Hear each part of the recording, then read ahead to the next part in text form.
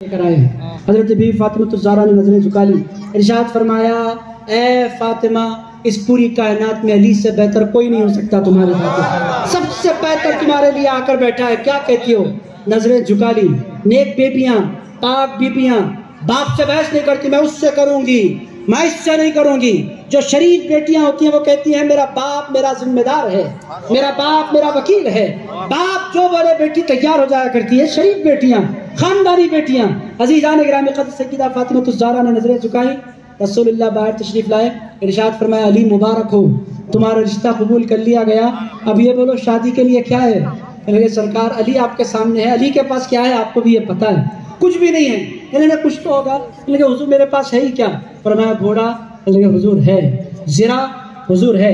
ارشاد فرمایا گھوڑا مت بیچو، زرا بیچو اور آ جاؤ، مہر کا انتظام کرو، شادی کی تیاریاں ہیں۔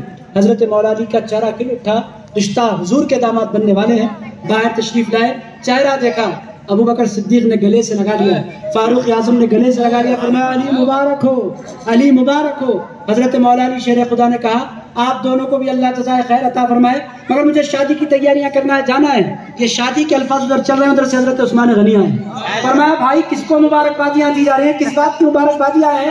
حضرت عثمان غنی سے ان دونوں نے فرمایا مبارک ہو، آپ کے ساڑو کھڑے ہیں سامنے، مولا علی آپ کے ساڑو بننے والے ہیں۔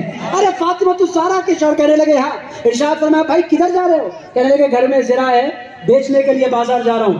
فرمانے لگے کتنے کا ہے؟ کہنے لگے ہو سکتا ہے 200-250 درہم کا۔